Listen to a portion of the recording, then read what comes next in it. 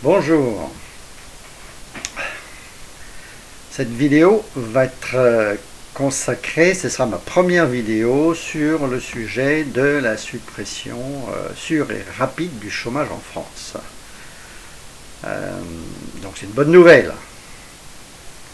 Voilà, la France est sur le point, si vous le voulez bien, j'ai bien dit si vous le voulez bien, est sur le point de, je dirais, d'entrer dans une nouvelle phase au point de vue économique, social, extrêmement positive, dans laquelle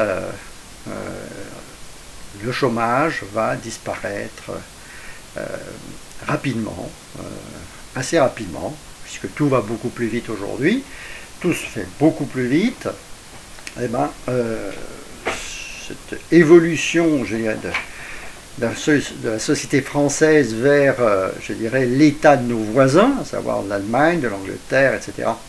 Puisque la France fait toujours tout en retard, comme d'habitude. Il faut que le temps que les Français comprennent, ils mettent toujours un peu plus de temps parce que leur configuration, je dirais, de décision et de communication est un peu particulière et implique je dirais un circuit d'explication qui est toujours un peu long et donc la France a toujours fait dans son histoire les choses avec un certain retard par rapport à ses voisins, au moins ses voisins nordiques ou estiques, on va dire. Voilà, donc ce que les Allemands, les Anglais, les Hollandais, les Suédois, les Danois ont compris il y a maintenant une dizaine d'années, voire une vingtaine, eh bien la France va le comprendre maintenant et va le mettre en œuvre à sa façon, de façon assez massive et un peu révolutionnaire, mais de façon aussi tout aussi efficace.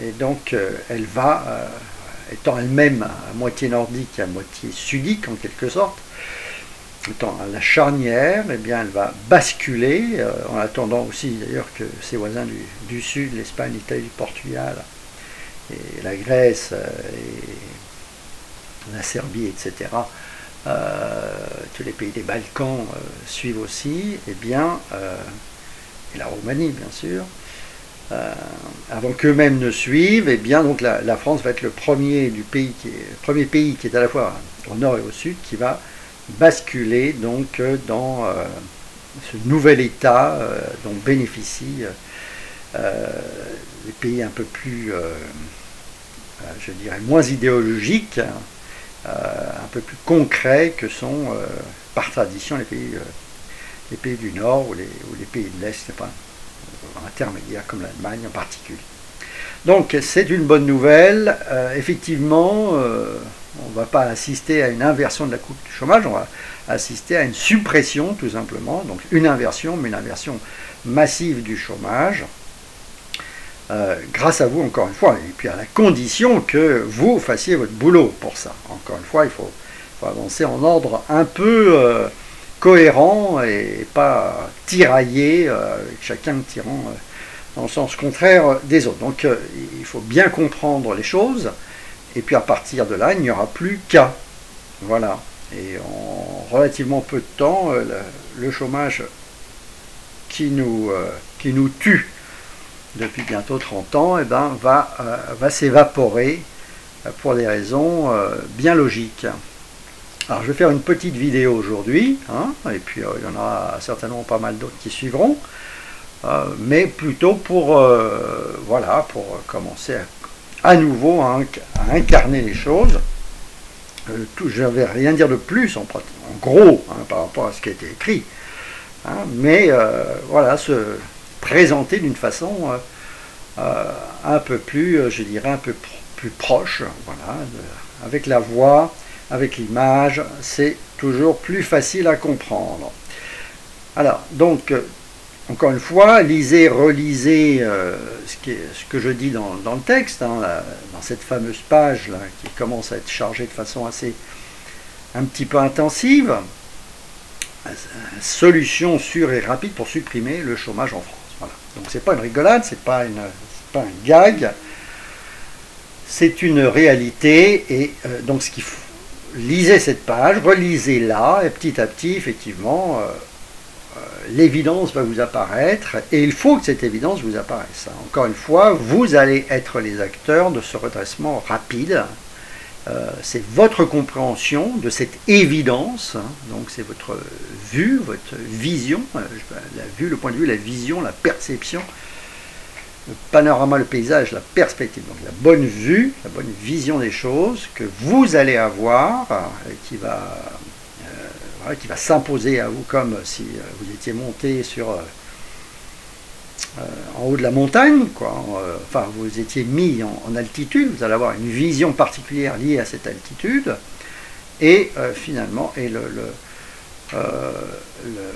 la solution et la logique de cette solution va vous apparaître de façon claire, hein, et donc vous allez pouvoir, et c'est absolument essentiel, et c'est aussi pour ça que je vous parle aujourd'hui, vous allez pouvoir donc agir individuellement, vous-même, passer le mot, spread the world, comme disent les anglo-saxons, hein, diffuser cette image, cette évidence autour de vous, de façon à ce que, à partir de votre volonté, de votre action personnelle, coordonnée avec celle de milliers, dizaines de milliers, de millions d'autres, bien ça devienne facile, évident pour à la fois les politiques et les financiers de passer à la concrétisation.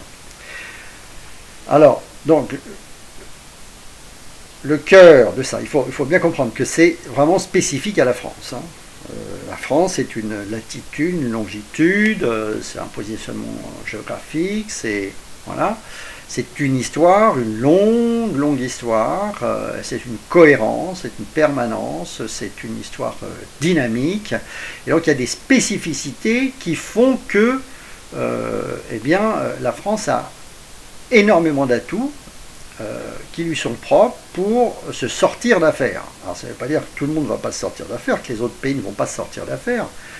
Et j'espère que une fois de plus, la France aura joué son rôle de template, de modèle, aussi d'action prototype, hein, comme elle l'a fait, je dirais, tant de fois dans son histoire, et qu'à partir de là, je dirais, les autres pays qui ont leur propre qualité puissent, je dirais, s'inspirer de cet exemple pour eux-mêmes, pour ceux qui n'en sont pas encore sortis, qui ne sont pas encore sortis de leurs problèmes, puissent le faire rapidement. Je veux dire, il n'y a pas de fatalité dans la pauvreté, dans la difficulté, au moins et au minimum déjà quand on en a les moyens. Je veux dire, les pays européens disposent de moyens gigantesques, et c'est vraiment, entre guillemets, c'est vraiment couillon, avec autant de moyens, de ne pas réussir à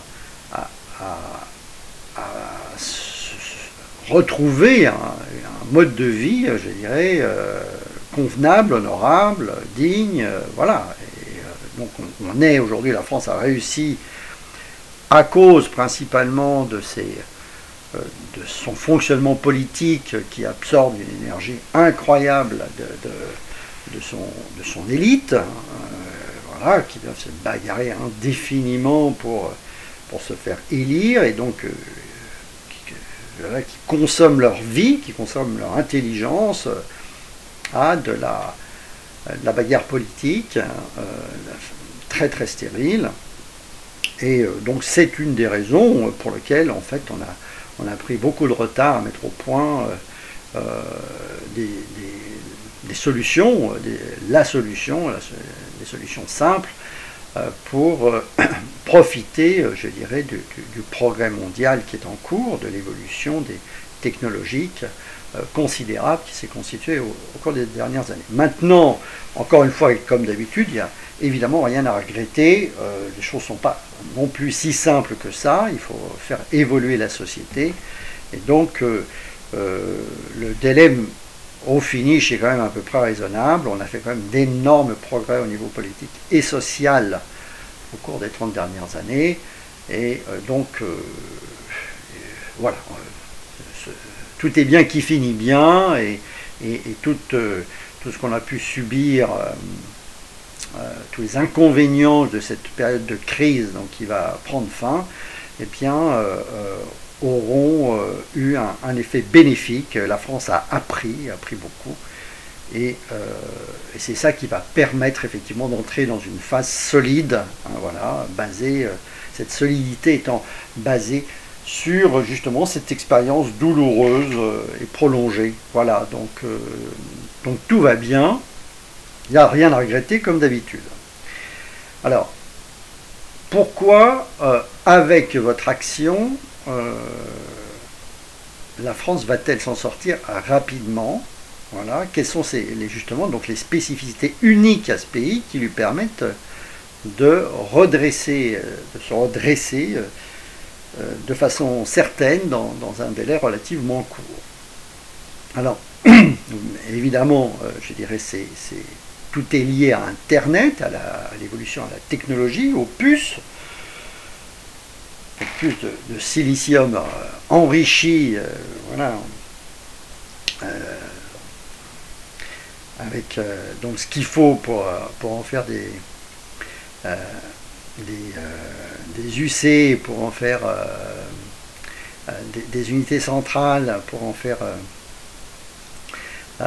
des UC puissantes et de plus en plus puissantes, qui croissent en capacité de façon extrêmement rapide. Et bien donc effectivement on est rentré dans une ère du silicium et du semi-conducteur et d'autre part de la fibre optique. Et ça change tout, puisque, je veux dire, je ne vais pas insister là-dessus, notre vie a infiniment changé au cours de ces 10 dernières années, même de ces 5 dernières années. Ça avance de plus en plus vite, et donc la partie informatique est donc rentrée dans la vie courante et la vie économique de façon déjà massive. Et donc, en pratique, ça n'est, on va dire, quasiment que peut-être quasiment que le début. Voilà. On rentre dans une phase, je dirais, d'accélération pour le plus grand bien du monde entier, et puis ce sera déjà pas mal, aussi pour le plus grand bien de la France, voilà, qui va pouvoir retrouver une vie normale. Alors,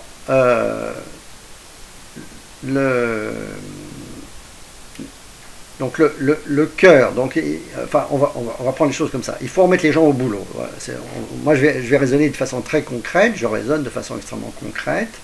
C'est bien la suppression rapide, la solution rapide pour supprimer le chômage en France. Il faut mettre les gens au boulot. Et qu'est-ce qui met les gens au boulot? On le sait depuis au moins 2 siècles, depuis au moins la Restauration, 1815, 1820, 1830. Ce qui met les gens au boulot, eh bien, c'est le bâtiment, c'est la construction. Voilà, on le sait depuis les Saint-Simoniens, depuis la création de la banque, depuis, je dirais, les expériences et la pratique de l'Angleterre dès un siècle auparavant, hein, au XVIIIe siècle. Ce qui fait travailler les gens, c'est la pierre, c'est la construction. Voilà, c'est l'or blanc, c'est l'immobilier. Il n'y a que ça qui permettent de consommer, je dirais, tous les corps de métier, absolument tous les corps de métier, et de créer de l'or blanc, un bâtiment, un bel immeuble placé dans un bon quartier, convenable en tous les cas, eh bien, a une valeur certaine. Voilà, et c'est très facile à construire, on peut en construire autant qu'on en veut. Donc c'est-à-dire que le bâtiment, l'immobilier, c'est la façon de créer de la valeur de façon totalement illimitée à condition de ne pas faire n'importe quoi, évidemment, de ne pas construire au mauvais endroit, avec une mauvaise architecture, avec voilà, un mauvais environnement et avec un manque de services, etc. Donc c'est quand même je parle de l'immobilier de qualité, hein, pas l'immobilier du style subprime, où on construit n'importe quoi, n'importe comment, n'importe où, etc. Et puis ça donne rien, ça donne juste des ruines au bout de quelques temps. Donc ça n'a rien à voir, ça a été une grosse escroquerie, évidemment, dans laquelle la France s'est engouffrée, évidemment, en achetant des titres sur cette junk titres, des titres pourris, sur ce faux immobilier, cet immobilier de pacotille qui ne correspondait à rien en termes de qualité, de durée, voilà, de respect à la fois des règles de vie et puis de la progressivité nécessaire. Voilà. Donc on a eu évidemment le même problème en Espagne, ce qui a provoqué, je dirais, des grosses commotions et sa situation en termes d'emploi aussi assez catastrophique. L'immobilier, c'est encore une fois quelque chose de fantastique, mais ça doit être géré non pas de façon sauvage, comme ça a été fait aux États-Unis, comme ça a été fait en Espagne, et en partie aussi en Grèce d'ailleurs, mais ça doit être fait avec intelligence et avec minutie, voilà, ce qui n'empêche pas un fort dynamisme, une forte progressivité, mais comme lorsqu'on construit un immeuble, eh ben, on ne peut pas faire les choses à la va-vite, parce que sinon l'immeuble s'écroule et puis finalement on a beaucoup plus perdu qu'on a gagné. On a tout perdu, quoi. Donc l'important c'est l'immobilier. Voilà, ce qui fait travailler les gens, ce qui de façon certaine, c'est l'immobilier, c'est un dynamisme immobilier, et je dirais de ce point de vue, on va dire qu'il y a une très médiocre perception des choses depuis 40 ans, hein, c'est-à-dire les plans de construction ont été mal pensés de façon à la légère, et donc on a pris un gros retard, mais on va dire encore une fois, tout est bien qui finit bien. Ça veut dire qu'effectivement il y a une demande forte, et on va pouvoir maintenant rattraper les choses, mais encore une fois sans faire n'importe quoi. Alors donc encore une fois, c'est l'immobilier de qualité, j'ai bien insisté là-dessus, hein. Il s'agit de faire de l'immobilier vivable, ou de reconstituer, de réhabiliter l'immobilier de façon à le rendre vivable et à ce qu'il ait une valeur standard, incontestable. Alors maintenant, donc encore une fois, c'est pareil, on ne va pas faire comme les subprimes, on ne va pas faire comme aux États-Unis et en Espagne. Il faut de l'immobilier motivé, c'est-à-dire sain, et donc de l'immobilier rentable. C'est pas de l'immobilier social. Alors, il y aura de l'immobilier social en plus, et parmi ça, mais l'immobilier nécessaire pour justement assurer le plein emploi n'est pas un immobilier social. Il y aura de l'immobilier social accru, mais dans le mouvement et correspondant à un certain pourcentage de l'immobilier d'investissement, c'est-à-dire de l'immobilier de haute qualité. Et donc, c'est-à-dire correspondant à une vendabilité très forte. Et donc un investissement nécessaire, un investissement parfaitement, je dirais, justifié, dynamique, évident, quoi. C'est-à-dire, l'immobilier social ne correspond pas du tout à, je dirais, de l'investissement dynamique avec une probabilité de maintien de la valeur et d'augmentation de la valeur du bien certaine, pas du tout. Donc il ne faut pas confondre, hein. Il ne faut pas, je dirais, mettre la charrue avant les bœufs, hein. Il faut d'abord constituer de l'immobilier de capital, donc qui a une valeur forte et un rendement fort, et puis à partir de là, je dirais, compléter, utiliser une partie des gains pour développer de l'immobilier social. Donc voilà, il faut toujours faire les choses dans le bon ordre, c'est-à-dire dans l'ordre réaliste, dans l'ordre correspondant à ce qui est possible, et non pas dans l'ordre idéologique, avec voilà, des illusions et des vues partielles qui n'aboutissent absolument à rien. Alors, donc, pour faire travailler les gens, pour mettre les gens au boulot, il faut créer une dynamique immobilière forte. Et pour ça, donc comment on va faire? Eh bien, il faut qu'il y ait un intérêt, une nécessité de construction, de constitution d'un immobilier, je dirais, rentable. Voilà. Alors, donc, vous avez bien vu, hein, je l'ai répété sur mon texte de nombreuses fois, c'est enseignement 3Disé, tourisme immobilier. Enseignement 3Disé, tourisme immobilier. Donc, qu'est-ce qui va en fait justifier de la construction de valeurs certaines et de haute qualité? C'est un accroissement du tourisme. Il n'y a que je dirais, on va construire avec de l'argent qu'on va recevoir. Et l'argent, ça va être l'argent qui va être apporté par le tourisme, c'est-à-dire par le développement actif du tourisme. Je vais développer de façon très active l'immobilier en développement en tant que besoin absolu du développement du tourisme. Il faut avoir les sous. Et qui a les sous aujourd'hui? Ce n'est pas les Français. Les Français n'ont pas de sous. Les Français aujourd'hui voilà, serrent la ceinture. Ils vivent difficilement, ils ont atteint un niveau de pauvreté complètement ridicule, les gens vivent mal, donc les sous, ce n'est pas les Français qui les ont, hein, ils en ont un peu. Aujourd'hui, les sous, ils sont ailleurs, ils sont dans le monde entier. On est 50, 60 millions de personnes, 70, enfin voilà. Il y a 100 fois plus de personnes sur Terre, hein, c'est 7 milliards. 70 millions, 700 millions, 7 milliards, donc ça fait 100 fois plus de personnes. Et l'argent, il est toujours à l'extérieur.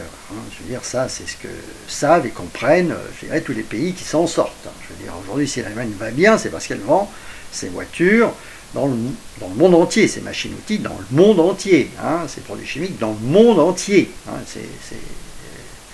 L'Allemagne, l'opulente Allemagne, ne vit et survit que par, je dirais, ses ventes à l'extérieur de l'Allemagne. Un petit peu, oui, à l'intérieur, mais elle s'enrichit par son excellent commercial, par les ventes qu'elle fait sur le monde entier. Voilà, un pays ne peut s'enrichir, et ça, vous le verrez sur tous les autres pays. Tous les pays sont riches. Hein. Un pays est riche si il fournit un service spécifique qui lui est propre, et qui est apprécié, qui est indispensable, qui est reconnu voilà, comme indispensable dans le monde entier. Il faut être champion du monde. Voilà, la France championne du monde. L'Allemagne est championne du monde aujourd'hui au niveau de l'automobile de haut de gamme.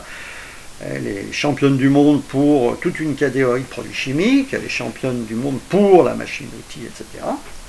C'est avec ça qu'elle s'enrichit. Donc il faut être modeste. Hein. Je veux dire, la France est un petit pays, c'est 1% de la population mondiale. Donc il faut être modeste et voilà, on a notre boutique et il faut vendre un bon produit qui est disponible uniquement chez nous ou avec le meilleur rapport qualité-prix chez nous. Et le vendre dans le monde entier, comme sait le faire Michelin, avec les meilleurs pneus du monde, comme sait le faire Bouygues avec les meilleurs travaux publics du monde, comme sait le faire effectivement Ariane Espace avec les meilleurs lanceurs du monde, comme le sait le faire Airbus, etc. Donc, déjà aujourd'hui, heureusement, effectivement, que nous avons compris ça pour certains produits, et même chose pour la banque, hein, la BNP, le Crédit Agricole, avec l'assurance, avec AXA, avec la grande distribution, avec Carrefour et Auchan, etc.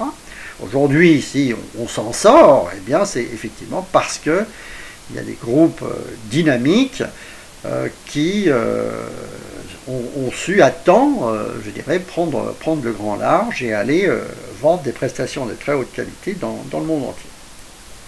Alors, en fin de compte, on s'en sort parce que, résultat, c'est que avec la politique fiscale complètement imbécile, je dirais, idéologique, folle, criminelle, qu'on a continue à appliquer, ben, effectivement, la plus grosse partie des sous et des bénéfices restent à l'extérieur. Hein. Pourquoi aller faire rentrer des sous dans le pays et les bénéfices pour se les faire voler, hein, pour se faire arnaquer, pour se faire matraquer, etc. Donc, il y a sur déjà, enfin je dirais, l'existant, sur le travail existant, la France en récupère quand même une certaine partie, mais enfin certainement à moitié au quart, ou plus, hein, de ce qu'elle pourrait faire si simplement on respectait le travail des gens et qu'on ne voulait pas leur arracher leur argent, comme on le fait aujourd'hui avec ce terrorisme fiscal imbécile. Alors, bon, donc rien que d'ailleurs avec une petite réforme de la fiscalité qui soit plus respectueuse des gens, qui soit moins idéologique, qui soit moins frénétique et moins paniqueuse, voilà, pour arracher les sous dès qu'ils apparaissent. Hein, c'est comme quand l'herbe pousse ou les fleurs poussent, et ben, il faut tout de suite les couper, voilà, on ne les laisse pas le temps de respirer, hein, on tue la poule aux odeurs. Donc ça, c'est le fait imbécile qui prévaut depuis bien longtemps. Donc les entreprises, les grosses entreprises font ce qu'elles peuvent, mais comme de toute façon elles sont dans un système de guet-apens permanent, ben, effectivement elles protègent leurs bénéfices qui leur permettent de survivre. Donc on va pas, et surtout on va pas aller se mettre sa tête sous le billot, aller se faire couper la tête soi-même. Voilà, il y a un minimum de bon sens qui malheureusement n'est pas encore très bien compris, sinon pas du tout par les politiques qui sont malheureusement totalement obnubilés par le fait électoral et par des trucs complètement dérisoires de gains électoraux, etc., qui les épuisent, qui les bouffent, qui absorbent toutes leurs possibilités. Bon, alors, donc, avant qu'on puisse, et puis de toute façon ça ne se fera pas très rapidement, hein, je veux dire, chat échaudé craint l'eau froide, avant de faire vraiment revenir les sous de l'étranger, il va falloir du temps, et puis vous en faites pas, voilà, c'est impossible de le faire au forcing, hein, encore un principe de la poule aux œufs d'or, hein, je veux dire, vous pouvez essayer d'aller vous pouvez faire tout ce que vous voulez, on ne fera pas revenir de l'argent durement gagné sur les marchés étrangers, on ne les fera pas revenir de force, hein, voilà, tout simplement, parce que les gens ont pris le maquis, parce que les entreprises ont pris le maquis et qu'elles ont déjà trouvé mis au point 1000 façons de faire en sorte qu'on ne pourra jamais justifier, hein, de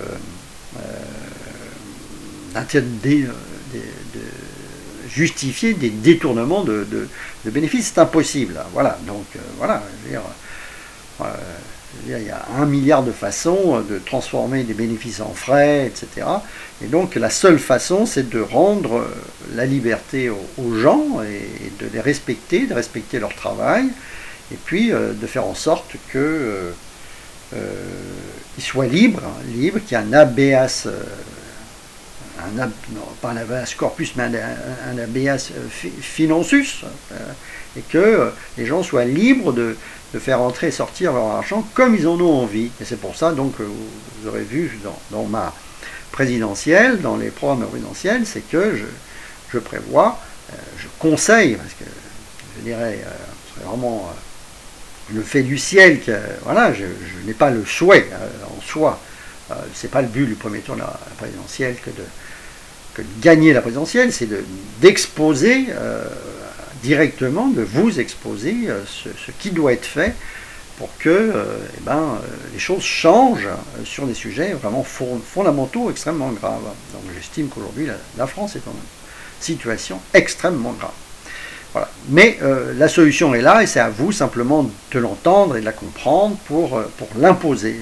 Vous êtes le peuple et le peuple est souverain, pleinement souverain, et les politiques sont à votre service et non pas accaparer le pouvoir pour essayer de le maintenir et voilà, et de tourner en rond comme ça. Vous êtes le peuple, c'est vous qui imposez les choses, donc il est essentiel que vous compreniez les choses et vous avez tout, absolument tout, pour le comprendre. Donc, encore une fois, la constitutionnalisation de la fiscalité, le fait qu'on ne puisse plus tripoter les impôts, la fiscalité, est un élément que je recommande énormément, que je m'efforcerai de pousser, je dirais imposer, oui, imposer, c'est vous qui imposez. Hein, c'est votre évidence et votre compréhension qu'il fera. Donc d'imposer que la fiscalité soit stable, elle soit raisonnable, qu'elle soit concurrentielle et qu'elle soit stable et de façon intouchable. À ce moment-là, vous verrez que ce sont des dizaines, voire des centaines de milliards qui vont revenir en France, qui vont revenir s'investir dans notre beau pays et contribuer aussi à son développement et à son renouveau. Alors en attendant, parce que ça prendra aussi son temps un petit peu, hein, ça ne va pas se faire chat échaudé crâne au froid, c'est-à-dire avant que ça se fera jamais avant que ça soit inscrit dans la Constitution. Hein. Ça c'est certain, personne ne fera rentrer son pognon tant que la Constitution ne protégera pas le bien de la personne, tant qu'elle n'aura pas la peur de voir ses biens accaparés, volés, voilà, de se faire que ça soit hold-upé, voilà, c'est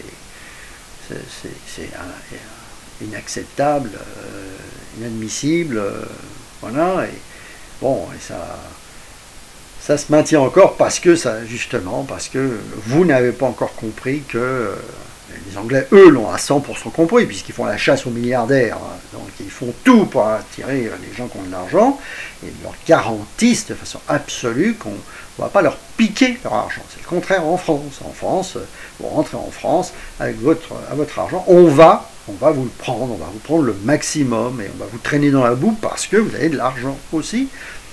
Et puis vous allez être accusé de tous les maux, on va vous passer à la guillotine, tout simplement. Bon, pour ceux qui aiment la France, qui habitent en France, eh bien, ils ne vont pas prendre ce risque, et tout cet argent, ces dizaines, ces centaines de milliards, diffus, voilà, sont là, sont latents à l'extérieur, et puis bon, font vivre nos voisins, tant mieux, c'est bien, hein, mais ce serait bien qu'il y en ait une bonne partie qui revienne pour faire vivre quand même les Français. Ce ne serait pas une mauvaise chose. La France perd tout à cause d'idéologues aux idées courtes, au front très très bas, qui comprennent absolument rien et qui ont une seule idée, c'est de maintenir leur clientèle de pauvreté, ces personnes pauvres, leur assurant leur propre revenu, leur propre plat de lentilles, leur propre revenu quotidien. Donc ils ne sont pas prêts de lâcher le morceau. Donc, il n'y a que vous qui pourrez faire lâcher le morceau à ces imbéciles. Alors, donc, en attendant, c'est imbécile parce que c'est un fait. Hein, maintenant, un imbécile, je veux dire, encore une fois, hein, je veux dire, on est grand, on peut, tout le monde a la possibilité de prendre conscience de ce qu'il n'a pas compris pendant éventuellement toute sa vie. Hein. Je veux dire, on est dans une époque où on apprend toujours. Et je veux dire, à 80 ans, on continue à apprendre, à 90 aussi. Hein. Donc, je veux dire, le fait de constater qu'on s'est complètement gouré pendant pendant 20 ans, 30 ans, 50 ans, n'a rien de honteux. Voilà, tout est bien qui finit bien si on finit par comprendre l'évidence, et puis voilà, on est pardonné, et puis on passe à autre chose, et puis on travaille dans le bon sens. Voilà, dans le sens, le véritable intérêt des gens qu'on est censé défendre. Voilà, faut des sous, donc il ne faut pas tout faire pour empêcher les sous de se constituer, les sous de s'investir, voilà, et de produire, de faire leur boulot. Alors, en attendant, donc les sous, on va les prendre avec douceur, on va les vendre, on va les obtenir de ceux qui, je dirais, sont plus intelligents que nous, c'est-à-dire qui protègent la production de richesses. Et à ce moment-là, ces gens-là qui sont riches, hein, tous sauf nous, en gros, et qui produisent de la richesse et qui ont envie de la dépenser, eh bien, il faut aller, effectivement, faut aller chercher cet argent-là, et aujourd'hui, le faire avec ce qu'on sait faire, je dirais, de mieux et de façon la plus rapide possible et de la façon la plus facile possible. Hein. Encore une fois, fabriquer un Airbus, c'est pas de la tarte. Hein. L'armement, des produits pharmaceutiques, du bâtiment, tout ça, sont des produits de très haute valeur ajoutée, mais qui ont leur limite en termes de rentrée, et puis encore une fois, qui constituent des bénéfices qui sont à 90% à l'étranger. Donc la seule façon aujourd'hui d'avoir du cash qui nous permette de rembourser notre dette et aussi donc de relancer le bâtiment en même temps, on fait une pierre deux coups, et sûrement 3 ou 4 coups, eh bien c'est de faire ce que l'on sait bien faire. On le fait de façon correcte, puisque la France est la première destination mondiale touristique du monde. Eh bien, on reçoit aujourd'hui 80 millions de personnes en France et qui viennent dépenser un peu d'argent parce qu'ils n'en dépensent pas plus, parce que c'est pas rigolo d'être à Paris en se faisant... parce que l'accueil est médiocre, et parce que les touristes se sentent... parce que c'est sale, parce que la majorité des villes sont sales, ça pue la pisse dans le métro, parce que... et pas que dans le métro, parce qu'ils se font agresser de façon incroyable, enfin je veux dire au point de vue pourcentage, si vous allez à Zurich, si vous allez à Singapour, si vous allez à Londres, on n'a pas ce risque d'agression qu'on a en France, donc les Français, non, au nom de la liberté, au nom de, voilà, et bien, se créent des millions de chômeurs parce qu'ils n'ont pas la capacité, la force, le courage de tirer les oreilles et d'empêcher, je dirais, des agressions incessantes au cœur même de la capitale, de là où se dépensent les choses. Voilà, tout est sale, tout est aussi, le métro dégueulasse, enfin vraiment on se fout de la gueule du monde, quoi. Donc il ne faut pas s'attendre à ce que, si on se fout du touriste, à ce qu'il y en ait beaucoup et qu'ils dépensent beaucoup de sous et qu'ils restent longtemps. Donc aujourd'hui, la France étant un immense désert, voilà, si on prend au point de vue densité du mètre carré, densité d'habitation, la France est un immense désert, si on compare à Tokyo, au Japon, à la Hollande, voilà, la France est un immense désert, donc on a un potentiel, je dirais, de construction qui est quasiment infini, et puis encore une fois, de réhabilitation infinie, ce qu'on fait très lentement, évidemment, parce que tout est lent en France, les Français sont lents à tous les niveaux, eh bien, donc la France est capable, en fin de compte, certainement de doubler, tripler, quadrupler, moi je dis décupler, sans aucun problème, le nombre de ces touristes et des revenus attachés à cette présence, si effectivement ça devient normal, si on respecte les gens qui viennent chez vous. Hein, si vous faites rentrer quelqu'un chez vous et puis qu'il fait froid, y a le chien qui lui bouffe les mollets, et que vous lui servez des trucs dégueulasses et que vos chiottes puent, ce touriste-là, cette personne-là, va pas revenir souvent chez vous. Hein, voilà. Tout restaurateur connaît, je dirais, et hôtelier connaît les règles de respect du client qui fait qu'il revient chez lui. Bon, il faut le faire, mais au niveau du pays. Voilà, donc la France, malgré tout, parce que c'est à pleurer d'ailleurs, je veux dire, continue effectivement déjà à avoir 80 millions pas de chômeurs, non, c'est 3,5 millions, hein, mais 80 millions, enfin non, c'est 3,5 millions au moins par deux, mais enfin voilà, donc aujourd'hui il reçoit donc, bon an, mal an, et malgré ses qualités d'accueil déplorables, 80 millions de personnes, donc ça veut dire que, je dirais, le monde est amoureux de la France, malgré le comportement inadmissible, méprisant et nonchalant, paresseux, je dirais, des Français qui ne comprennent pas, quoi, je veux dire, qui n'ont pas le sens de la logique de ce que représentent ces touristes et qui ne savent pas les respecter, qui ne savent pas faire ce qu'il faut pour ça. Donc,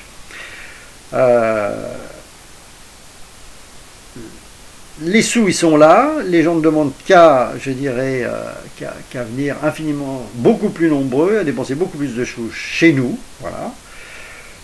Pour autant que, effectivement, on fasse le minimum d'efforts pour les accueillir convenablement, en les respectant et en étant conscients, je dirais, de ce qu'ils représentent, ce que font, je dirais, toutes les stations touristiques, balnéaires, de montagne, etc. Ces lieux touristiques qui vivent avec le tourisme, du tourisme, eh bien, savent s'organiser de façon à accueillir honorablement voilà, cette présence. Hein, voilà, c'est ceux qui viennent chez eux, voilà, qui viennent chercher de la détente, de l'agrément chez eux. Voilà. Alors, donc, j'avais prévu normalement une vingtaine de minutes, j'en suis déjà à 42 comme d'habitude, mais je vais quand même, pour respecter ça, me remettre à placer dans les 8 minutes restantes, non, les 8 minutes, non, j'ai un peu plus, j'ai 20 minutes restantes quand même, voilà, l'autre pan, les deux autres pans en fait. Voilà. Alors maintenant, pourquoi et comment faire venir plus de touristes, beaucoup plus de touristes? C'est pas seulement, ça ne sera pas seulement simplement, je dirais, en faisant le ménage, en nettoyant le métro, en limitant le nombre de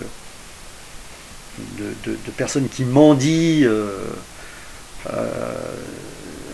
dans la rue, n'importe où, voilà, n'importe comment, entre guillemets, il n'y a pas beaucoup de mendiants sur les Champs-Élysées, il n'y en a pas beaucoup près de l'Élysée, etc. Mais par contre, il y a énormément de lieux où, tiens, c'est bizarre, on laisse le nombre de mendiants quasi illimité, enfin pas illimité, mais enfin je veux dire en beaucoup plus grand nombre, et c'est très très bizarre, quoi. Voilà. Il y a des endroits où ils ne sont pas là, et puis un endroit où par contre ils sont là, ils sont nombreux.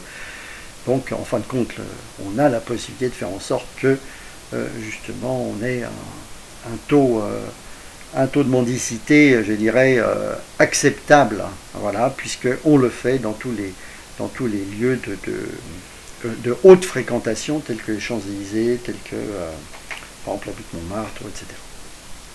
Bon, donc, ce que je veux dire, c'est que ça n'est pas, il faut impérativement améliorer les conditions d'accueil. Évidemment, c'est quelque chose d'absolu. Aller voir à Londres, aller voir à Singapour, aller voir à Tokyo, on respecte les gens, quoi. Donc il faut que les Français, voilà, c'est pareil, on respecte les gens qui viennent chez nous. Mais ça n'est pas ça qui va décupler le tourisme. Enfin si, ça va peut-être le doubler, c'est déjà pas mal, mais si on le double, ça suffira peut-être pas à mettre les choses en place.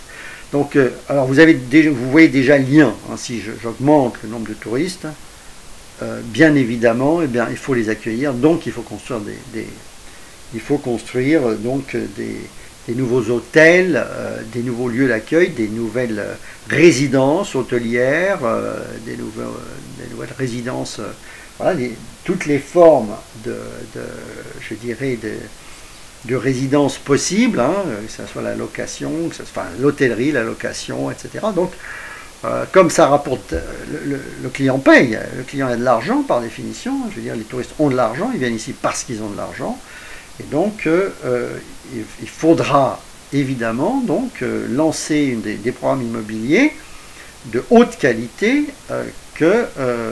à destination de cette clientèle. Et donc c'est là que ça va se passer, hein, je veux dire, à partir du moment où on va finalement augmenter, comme on l'a dans toutes les stations balnéaires, je dirais, de très bonne qualité. On a un dynamisme immobilier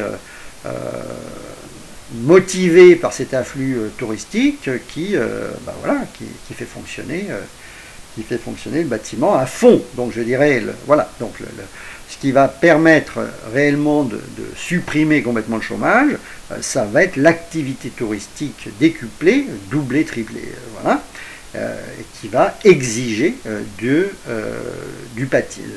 bâtiment, de la résidence de qualité, dont la valeur est absolument incontestable, qui se trouve, je dirais, en haut de l'échelle en termes de valeur.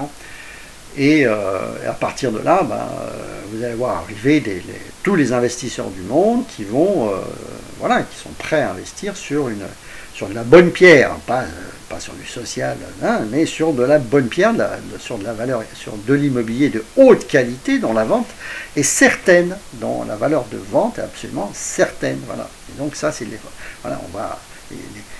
touristes, et on ne va pas les embarquer n'importe où, voilà, au fond de...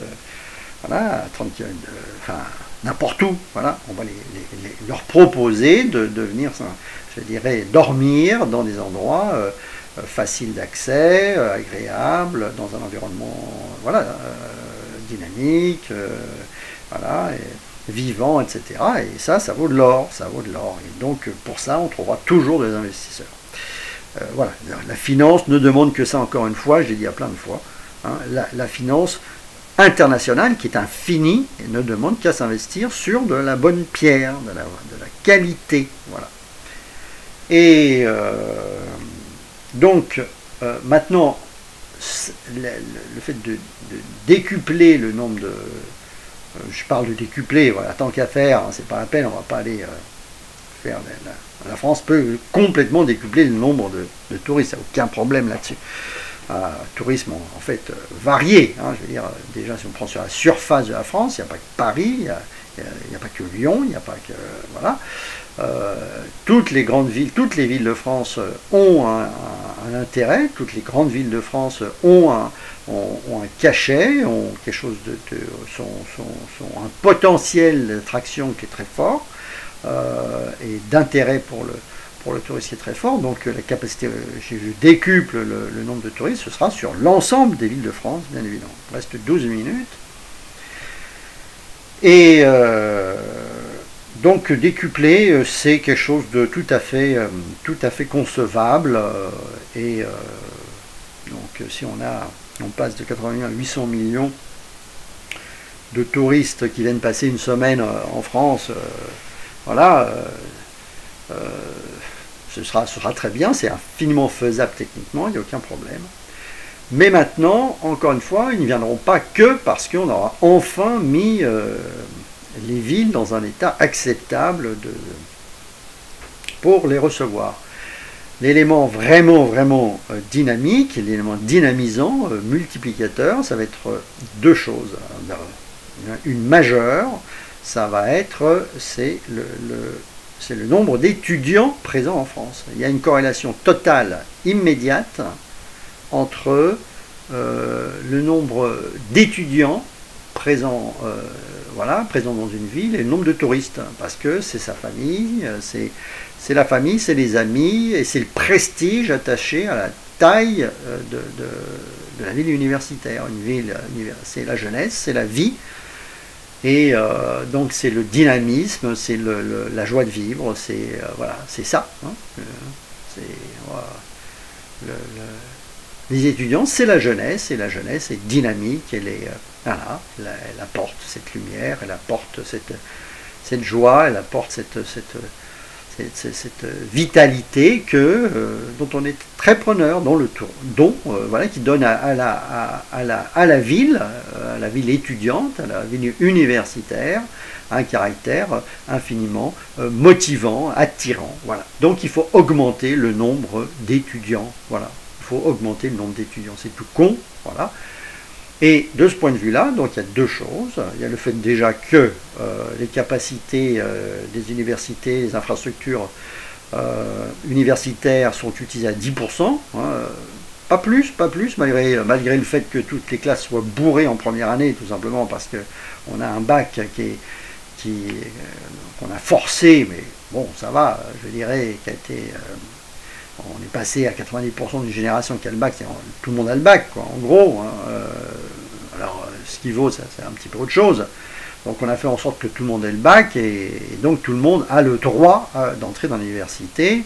Et puis, comme ça fait, du point de vue du gouvernement et des gouvernements, ça fait moins de chômeurs quand ils sont étudiants, on n'a pas à les compter en tant que chômeurs.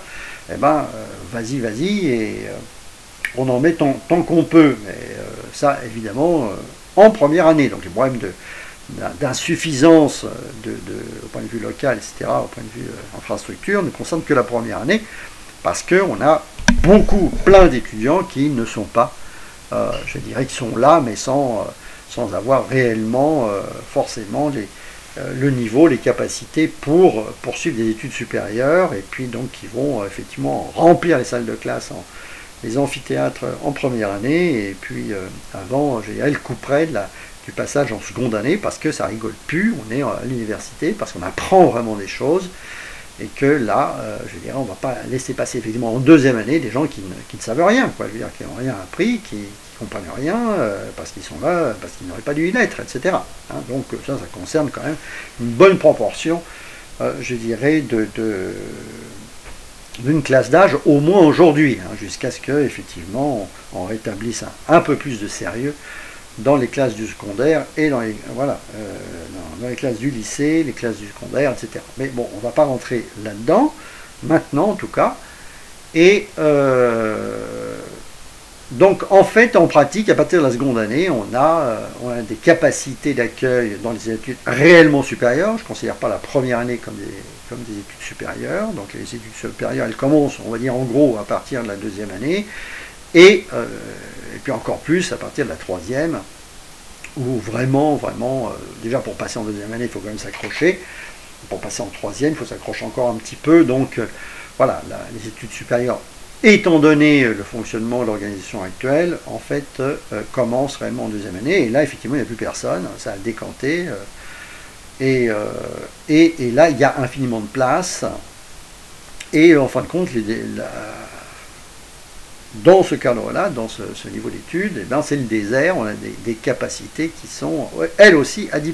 Donc, on va augmenter, le principe est donc d'augmenter le nombre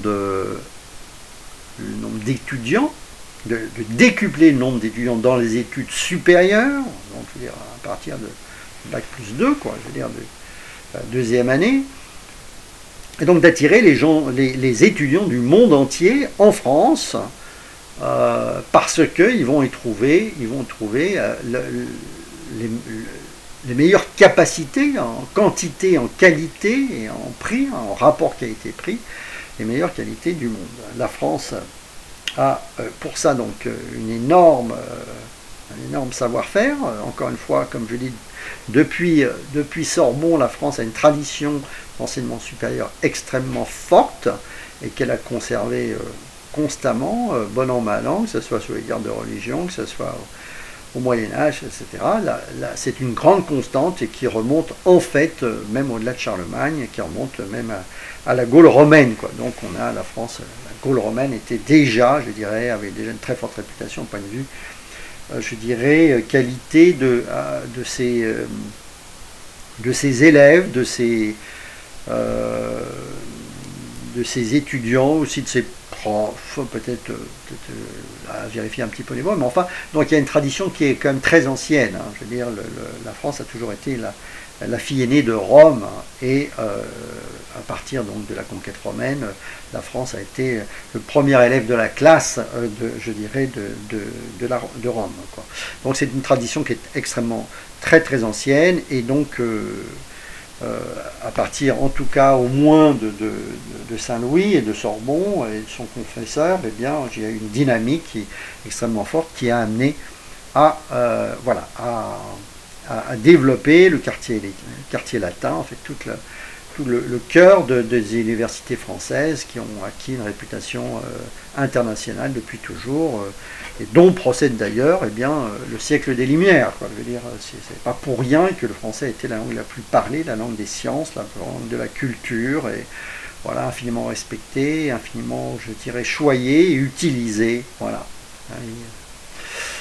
Casanova a écrit sa grande œuvre en français, ce que je viens de voir hier à la télévision. Alors, plus que 5 minutes, 4 minutes même.